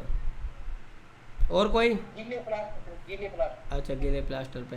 सर म्यूरल पेंटिंग सर उसको कहते हैं, जैसे फॉरेन कंट्रीज में देखा होगा जैसे सबवे के नीचे मेट्रो स्टेशन में जो पेंटिंग्स होती है, जैसे हमारे इंडिया में केप्सों में जो पेंटिंग हुई है शायद उनको म्यूरल पेंटिंग्स कहते हैं। और कोई? दीवार पर जो कुरेद के जो लैंग्वेज लिखते थे, हिरण के और चित्र बनाते थे, वो भित्ति चित्र हैं। भित्ति चित्र उसको भी बोलते हैं। हाँ, सही बात है। देखो भित्ति चित्रों का मतलब ये होता है कि आपको मैं समझाता हूँ कि कुछ लगा के उसके अंदर जो नेचुरल कलर है मतलब उसको एब्जॉर्ब करा जाता है, मतलब ऐसे भरे नहीं जाते कलर उसके अंदर, मतलब एक सिस्टम बनाया जाता है प्लास्टर का और उसके बाद में उसके अंदर कलरों को इंटीग्रेट करने का सिस्टम है, मतलब वो सोख लेते हैं कलर, तो वो बहुत लंबे समय तक रहते हैं, उसको भित्ति चित्र बोलते हैं। उसमें डायरेक्ट पेंटिंग नहीं होती। पेंटिंग अलग चीज़ हो गई और भित्ति चित्र अलग चीज़ हो गई। जैसे कोई पुराने आपने पहाड़ों पे देखे होंगे वो लाल कलर के ऐसे निशान बने रहते हैं, तो वो क्या करते हैं पहले उनको कुरेदते हैं, उनका एक सिस्टम बनाते हैं, उसके ऊपर प्लास्टर करते हैं और प्लास्टर के अंदर रंगों को छोड़ा जाता है, तो वो क्या होता है एब्जॉर्ब कर लेती है, पूरे रंगों को अंदर भर लेती हैं, जिससे क्या होता है उनकी जो ड्यूरेशन होती है बहुत लंबे समय तक चलती है, तो उसको अपन भित्ति चित्र बोलते हैं। समझ में आ गया सबके? फ्रेस्को पेंटिंग अलग चीज़ है, फ्रेस्को पेंटिंग अलग चीज़ है, फ्रेस्को पेंटिंग अलग चीज़ है, भित्ति चित्र अलग चीज़ है, दोनों में बहुत अंतर है। और सेको पेंटिंग भी अलग है। अपन जब पेंटिंग में चलेंगे, जब अपन अच्छी तरह डिस्कस करेंगे, आप बिल्कुल दिमाग में टेंशन मत पालो, जब सब एक इस सिस्टम में पहुँचेंगे अपन पेंटिंग वाले में, डांसिंग वाले में, सब आप बिल्कुल डिटेल में सब चीज़ों को करेंगे। ग्रेनाइट चट्टानों को काट के 2-2 कक्ष बनाए जाते थे और अंदरूनी सतह अत्यधिक पॉलिश की जाती थी और इसमें उत्कृष्ट गूंज होती थी। गूंज मतलब इको इफेक्ट होता था कि जब मंत्रों का उच्चारण किया जाता है। आपको पता है ताजमहल के अंदर आप जब जाएंगे तो उसके अंदर क्या है, डबल टॉम है। डबल टॉम मतलब एक टॉम, एक जो गुम्मद है वो बाहर है, एक गुम्मद जो है अंदर है, इस तरीके से बनी हुई है। और उसके अंदर जो हवा वाला कमरा बनाया गया है स्पेशली, ये ईरान से टेक्निक आई थी, इसको इसलिए बनाया गया है कि एक को हो सके, मतलब अष्टकोणीय होता है जो वहाँ पे जो पूरा आपको दिखेगा मकबरा अष्टकोणीय है, तो वो जो रिफ्लेक्शन होता है आवाज़ का वो इसके अंदर जाके वापस आता है। ऐसा इसलिए करा जाता है कि ऐसा माना जाता है कि जब कोई व्यक्ति मर जाता है या कोई पूजा चल रही हो, जैसे आपने मंदिरों में भी देखा होगा कहीं, तो वहाँ पे क्या है मंत्रों का उच्चारण होता है, या कोई अगर आप मुस्लिम कॉन्टेक्स्ट में बात करेंगे तो वहाँ पे क्या होता है कि कुरान का उच्चारण होता है। तो जब आप इकोसिस्टम ऐसा डेवलप कर देते हो ना कि आपकी रिफ्लेक्शन हो आवाज़, तो जब आप एक बार मंत्र पढ़ेंगे तो मंत्र टकरा के 2, 3 बार, 5 बार आपको सुनाई देगा। उससे क्या है कि मंत्रों की जो पवित्रता है जो आपको लगनी चाहिए वो 3 गुना बढ़ जाती है। समझ पा रहे हो आप मेरी बात? बिल्कुल। आप बात कीजिए। इसलिए इकोसिस्टम बनाया जाता था, ठीक है, उत्कृष्ट गुण सिस्टम बनाया जाता था, ताकि मंत्रों को जैसे मैं उच्चारित कर रहा हूँ वैसे के वैसे ही मंत्र वापस आए। इसलिए बहुत अच्छा इकोसिस्टम बनाया जाता था यहाँ पे। स्पिरिचुअल माइंड फीलिंग आती हैं? है, स्पिरिचुअल वाली माइंड में फीलिंग आती है। हाँ, ऐसा भी कह सकते हैं। छप्पर की पुरानी झोपड़ियाँ संरचनाएं ये भी बनाई गई थी उसके अंदर, मॉडल में वुडन आर्किटेक्चर जो बोलते हैं उसके अंदर। अब देखो बराबर की पहाड़ियाँ जो हैं उसमें 4 गुफाएं हैं।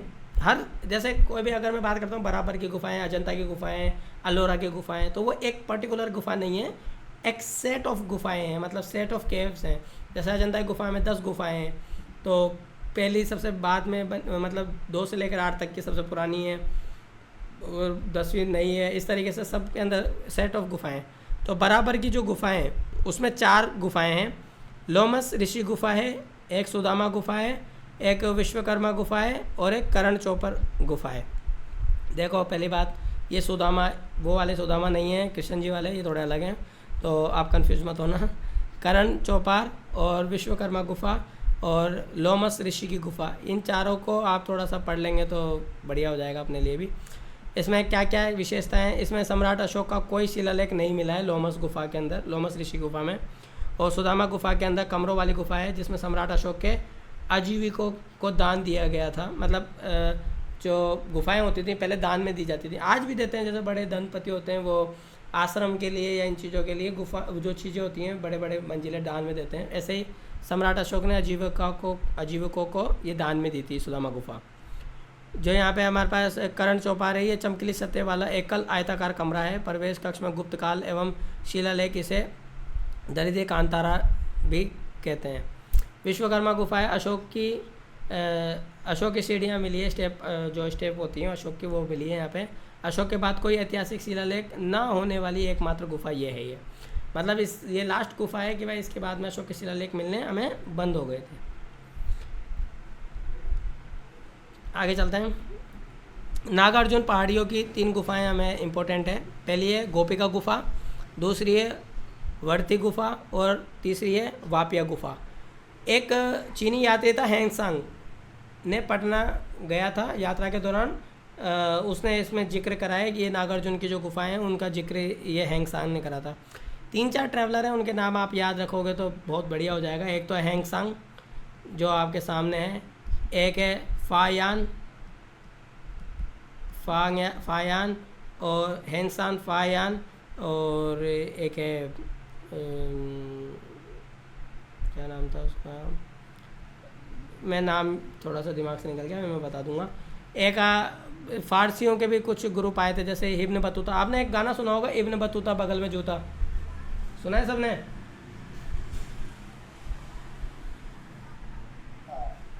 तो इब्न जो बतूता था वो जो फारसी जैसे ये फायान हीनयान ये आए थे, ये इन्होंने अपनी अपनी किताबों के अंदर भारत के बारे में लिखा है। जो हमारे टेक्स्ट थे, जो पुरानी किताबें थीं वो जल चुकी हैं, फट चुकी हैं। इतना इतिहास हमें हमारे बारे में नहीं मिला है जितना जैसे अब ये हैंगसांग है, ये अपने देश में वापस गया तो इसने किताब लिखी, उन्होंने उसको संभाल के रखा। जब हम आज़ाद हुए या जब हम उनसे किताबें ली, हमने उनको ट्रांसलेट करा, तब हमें पता चला कि हमारे उस समय क्या क्या चीज़ें थीं। जैसे कि अगर बात करी जाए कि विश्वविद्यालय है जो हमारे बिहार के अंदर नालंदा विश्वविद्यालय, तो हमें नहीं पता कि विश्वविद्यालय में क्या था क्या नहीं था।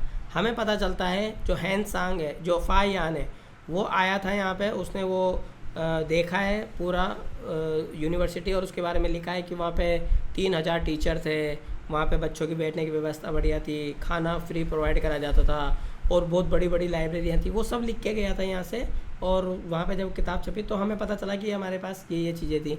हमारे पास ऐसा कोई जो लेख है वो एक्चुअल में नहीं है, मतलब कि जो थोड़े बहुत वो अंग्रेज़ ले गए, उससे पहले जल गए, उससे पहले थोड़ी लड़ाइयाँ हुई, तो उसमें कई चीज़ों में ख़राब होते हमारे सारे टेक्स्ट नष्ट हो चुके थे। तो दूसरों की जो चीज़ें हैं उनमें से देखे करते हैं। तो मैं जब बताता हूँ आपको इब्न बतूता जो है हमारे पास, इब्न बतूता शायद 12वीं सदी के अंदर आए थे इब्न बतूता। तो जब वो आए थे तो भारत के अंदर प्लेग नाम की बीमारी हो रखी थी, प्लेग नाम की। तो वो क्या है, एक शहर से दूसरे शहर में ट्रैवल करते रहते थे, मतलब एक शहर में गए, वहाँ पे प्लेग फैला, तो फिर दूसरे शहर में चले गए, फिर प्लेग फैला तो दूसरे तीसरे शहर में चले गए। तो ये जो गाना बना है उनका, वो क्या है, हमेशा वो ट्रैवल करते रहते थे। तो उनकी एक चीज़ फेमस हो गई थी कि वो बहुत ज़्यादा ट्रैवल करते थे, तो वो एक बगल में हमेशा जूता दबा के रखते थे कि भाई कभी भी कहीं से भी निकलना पड़ सकता है। तो ये गाना उनके ऊपर ही बना था, इब्न बतूता बगल में जूता, कि वो क्या है बहुत ज़्यादा ट्रैवल करते थे तो हमेशा बगल में जूता रखते थे, तो उनका नाम फेमस हो गया था कि बगल में जूते वाला आदमी है। तो इस तरीके से इब्न बतूता के लिए फिर वो गाना बनाया आज मॉडर्न टाइम में। आगे चलें। मैं जो ये स्टोरियाँ बता रहा हूँ आपको अच्छी तो लग रही है ना, कहीं अननेसेसरी हो जाए?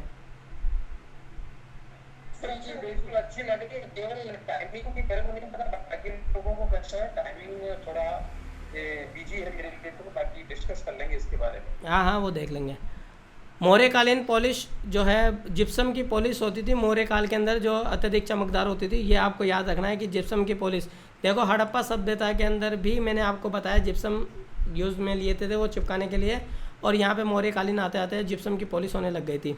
ठीक है, बराबर की गुफाएँ, ये दीदारंची, यक्षी, अशोक के स्तंभ, लोहानीपुर, पुरुषगढ़, मानसर सिंह, बोध गया, ये व्रजासन, ये इसके उदाहरण हैं। अब यहाँ पे जो उत्तर मौर्य काल के बाद में, मतलब मौर्य काल ख़त्म होने के बाद में जो चीज़ें बदली, उसके बाद में जो गुफाएं, जैसे नासिक गुफाएं, ये पांडव लेनी और त्रिऋष्मि लेनी जो गुफाएं हैं, 2-3 गुफाएं, इसके अंदर 23 बौद्ध गुफाएं हैं, और एक पहली शताब्दी के अंदर ये बनी थी, पहली से लेकर तीसरी शताब्दी के बीच में बनी थी। इसमें 23 गुफाएं हैं। आपको इतना डिटेल में नहीं जाना कि कौन सी गुफाएं किसके लिए हैं, बस आपको ये याद रखना है कि 23 गुफाएं हैं यहाँ पे नासिक की जो गुफाएं, जिसमें से 5-10 जैनों की है, 10-15 इनकी है, बुद्धों की, इस तरीके से इनका डिवाइडेशन हो रखा है। तो अपन को इतना डिटेल में नहीं जाना, अपन को ये याद रखना है कि भाई 23 गुफाएँ हैं वहाँ पर, पहली से लेकर तीसरी शताब्दी तक थी। और आपको ये तो पता है ना महायान और हीनयान संप्रदायों के बारे में, कोई बात नहीं, अगर नहीं भी पता होगा तो अपन जब बुद्धिज़्म और जैनिज़्म पढ़ेंगे जब मैं आपको और अच्छी तरह समझा दूंगा। गुफा तीसरी जो है गौतमीपुत्र विहार, सबसे महत्वपूर्ण गुफा है, जिसमें गौतमीपुत्र विहार लगभग 150 ईस्वी कहा गया है। सातवान राजा वशिष्ठिपुत्र और शासनकाल में बौद्ध संघ के दान दिया था उन्होंने।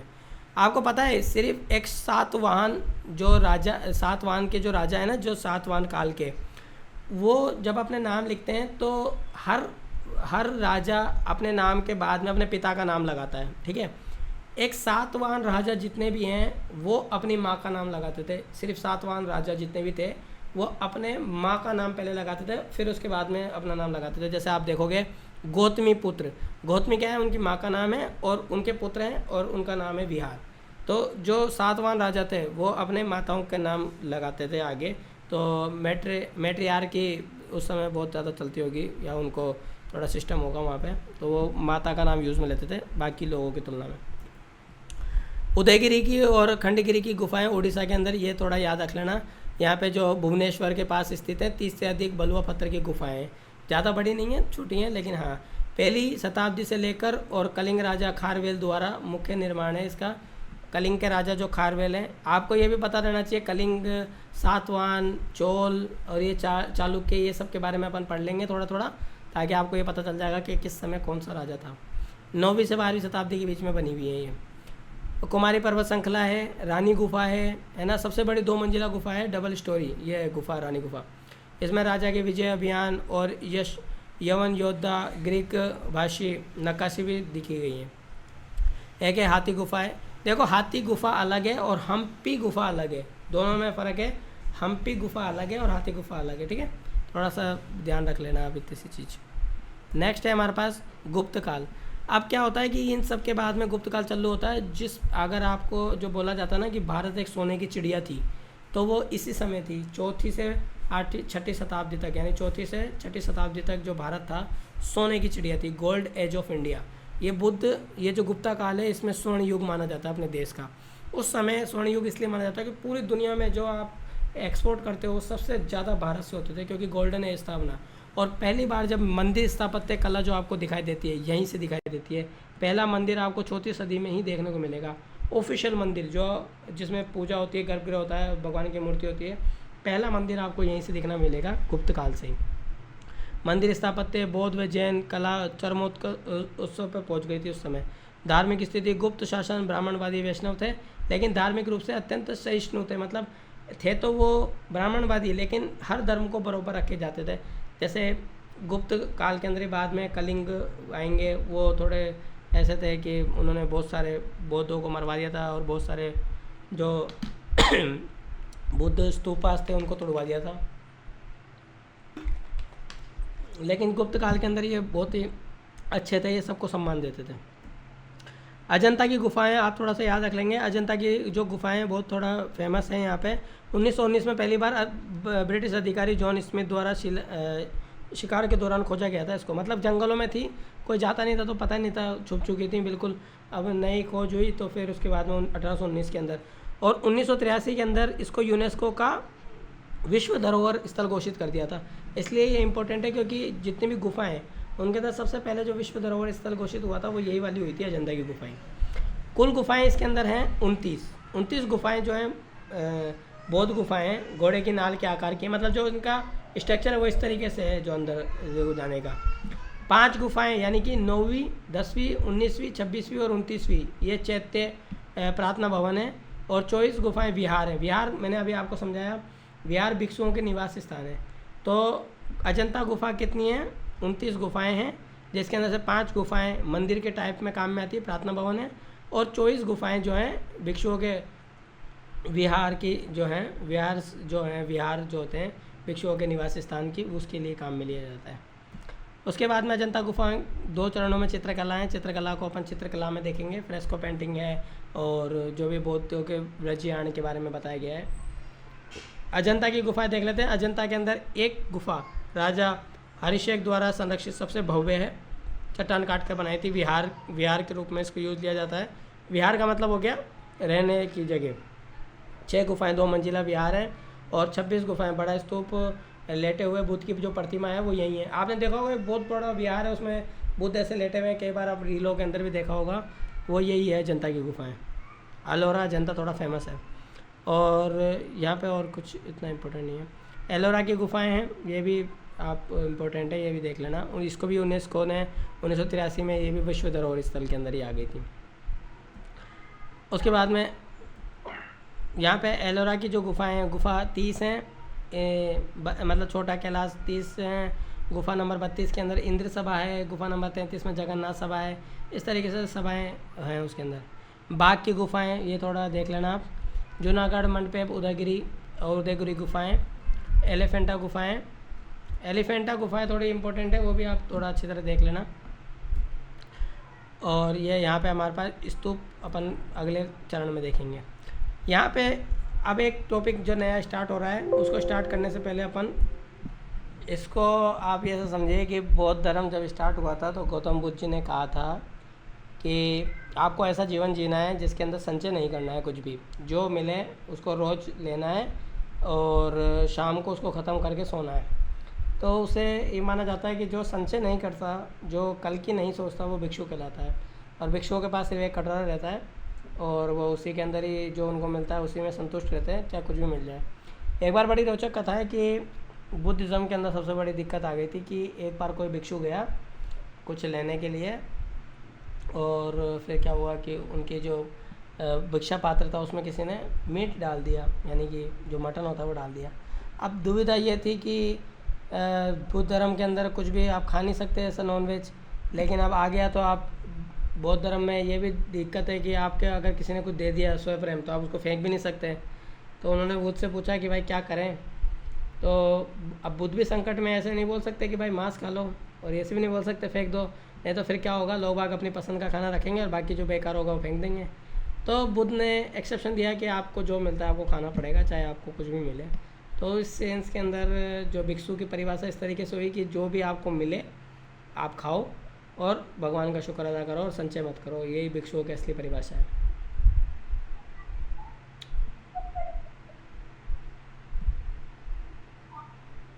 Thank you sir. आगे चलें। ये एक्सप्लेनेशन आज फर्स्ट टाइम में सुनने को मिला।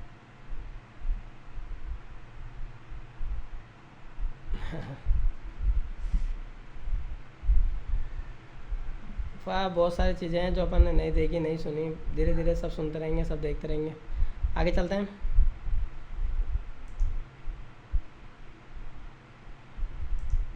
ये जो अब अपन आ गए वापस मॉड्यूल के अंदर अपने, तो फोर्ट के जो मैंने आपको बताया नोट्स दिए थे फोर्ट के बारे में, वो आप थोड़ा पढ़ लेंगे। किलों का वर्गीकरण दे रखा था हमने, किलों का वर्गीकरण प्राकृतिक संस्था और संरचना के आधार के ऊपर। पहला है ध्रुवंत दुर्ग यानी डेजर्ट दुर्ग, जैसे कि अपने जैसलमेर का किला है।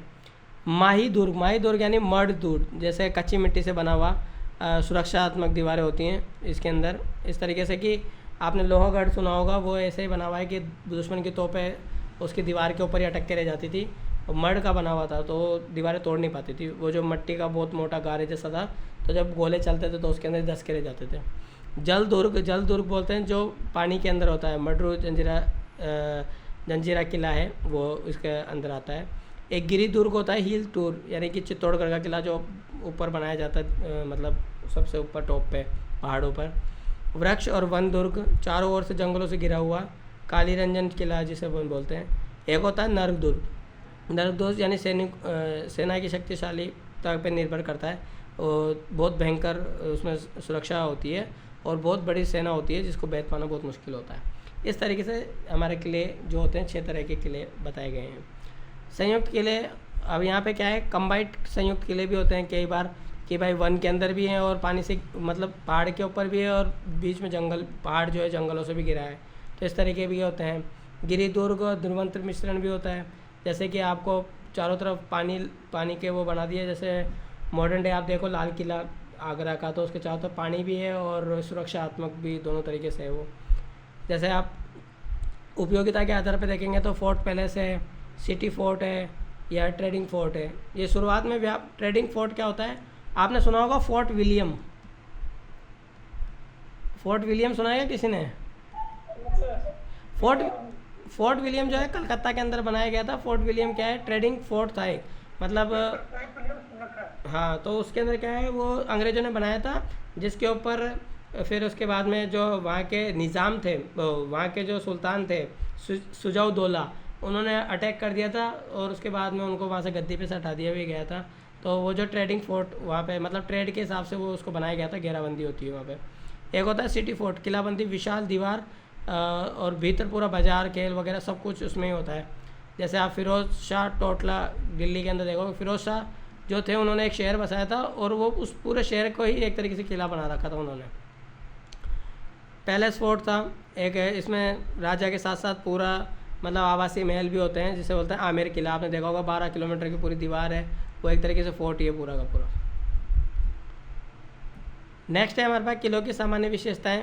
तो आपको इतनी सी तो थोड़ा पढ़ना पड़ेगा। दीवारें बड़ी बड़ी होती है, पुरानी मिट्टी और तराशे हुए पत्थर। आपको पता है एक आपने सुना होगा अलाउद्दीन खिलजी का नाम सुना होगा। अलाउद्दीन खिलजी के समय में क्या होता था, मंगोलों का आक्रमण होता था। मंगोलों का आक्रमण होता था, तो उसने अपनी शक्ति का प्रदर्शन करने के लिए जो मंगोल लोग थे उनके सर काट के दीवार के अंदर जड़वा दिए थे, मतलब दीवार के अंदर जड़वा दिए थे, ताकि उस लोगों को ये एहसास रहे कि भाई मंगोल हमारा कुछ नहीं बिगाड़ सकते, मंगोलों के तो कटे हुए सिर दीवार में जड़वा दिए थे उसने, अलाउद्दीन खिलजी ने, अपनी ताकत को दिखाने के लिए। बुर्ज होती थी ताकि निगरानी रखी जा सके, तोपों के लिए, इन सब के लिए। खाई बनाई जाती थी ताकि कोई एकदम से दीवारों पर चढ़ नहीं सके। प्रवेश द्वार गेट बहुत छोटे होते थे और आड़े तिरछे होते थे ताकि एकदम से कोई हाथी वगैरह से कोई खोल ना सके। वॉच टावर होते थे ताकि दूर से पता चल जाए कोई आ रहा है नहीं आ रहा। मुंडेर होती थी, मरलोन होते थे, टेरेस होते थे, ऊपर छतें होती थी। महल के बारे में देख लेते हैं अपन। ये तो फोर्ट के बारे में देखा था अपन ने, महल के बारे में देख लेते हैं। महल की परिभाषा क्या होती है? शाही परिवार के भव्य और निजी निवास स्थान होते हैं ये। पहला चरण होता है 16वीं सदी के उत्तरार्ध में पहली बार आपको महल दिखने स्टार्ट होंगे और 18वीं सदी की शुरुआत तक, मुगल काल तक दिखेंगे। 19वीं सदी से उत्तरार्ध और 20वीं सदी की शुरुआत में ब्रिटिश राज के दौरान थोड़े महलों का आर्किटेक्चर थोड़ा बदल गया था। यहाँ पे क्या क्या होता है महलों के अंदर? जनाना होता है, मतलब एक सेपरेट पार्ट होता है जो महिलाओं के लिए होता है। मर्दाना होता है जो सेपरेट पार्ट होता है जो पुरुषों के लिए होता है। गोपनीयता का थोड़ा जाली वाली थोड़ी होती है। सभा भवन होता है, दीवाने आम होता है, दीवाने खास होता है, ये तो पता रहेगा। प्रसिद्ध उदाहरण कौन सा है? मैसूर का महल है, विजय विलास महल है, चौहान महल का महल है, या जयपुर के अंदर आओगे तो सिटी पैलेस है। हवेली वास्तुकला, हवेली क्या है? जो लोग पैसा ज़्यादा कमा लेते थे, वो थोड़ी बढ़िया चीज़ों में रहते थे, उसको बोलते थे हवेली। उत्पत्ति शब्द हवेली जो शब्द है अरबी भाषा के होश से लिया गया है और जिसका अर्थ होता है घिरा हुआ स्थान। मतलब कोई बढ़िया स्थान है, उसको बहुत अच्छी तरीके से डेकोरेट करके घेर लिया, उसको हवेली बोलते हैं। द्वि आंगन प्रणाली होती है, डबल कोर्टयार्ड सिस्टम होता है। 2 आंगन होंगे, मर्दाना अलग होगा पुरुषों का और महिलाओं का अलग होगा, जैसे ज़्यादातर हवेलियों में होते हैं। झरोखा होती हैं, जालियाँ होती हैं ताकि आप झरोखे से बाहर का भी देख सकें, जो महिलाएं होती हैं वो देख सकते हैं। प्रसिद्ध क्षेत्रीय उदाहरण शेखावटी हवेलियाँ हैं बहुत सारी। ओपन एयर गैलरीज हैं, जैसलमेर की हवेलियाँ हैं, जैसे पटवों की हवेली है, या नाथमल की हवेली है, या सलीम सिंह की हवेली है, ये थोड़ा एग्जाम्पल है। गुजरात के पोल हवेलियाँ लकड़ी की बारीक नक्काशी के लिए जानी जाती है। गुजरात की जो पोल हवेलियाँ हैं अहमदाबाद के अंदर हैं जो। और बंगला वास्तुकला, जो अब मॉडर्न टाइम के अंदर अब अपन बंगले बना के रहते हैं, तो बंगला का थोड़ा हिसाब किताब अलग है, उसमें झरोखे नहीं होते हैं और कोर्टयार्ड सीलिंग वगैरह थोड़ी बढ़िया होती है, लकड़ी का काम बढ़िया होता है, यूरोपियन स्टाइल में होता है, जलवायु अनुकूल होती है, तो ये सारी चीज़ें बंगले के लिए होता है। तो ये था हमारी आज की क्लास का क्रैक। अगर आपको कुछ समझ में नहीं आया हो या कुछ पूछना हो तो आप मुझसे पूछ सकते हैं, और बाकी आपको ये क्लास मिली जाएगी, मैं आपको बता दूंगा आपको कहाँ से देखनी है, अगर कभी फ्यूचर में देखने की इच्छा हो जाए। चलिए, तो आज के लिए ठीक इतना बहुत है। नमस्कार और गुड नाइट। मिलते हैं अपन कल की क्लास के अंदर, जब तक के लिए शुभ रात्रि। Same year sir.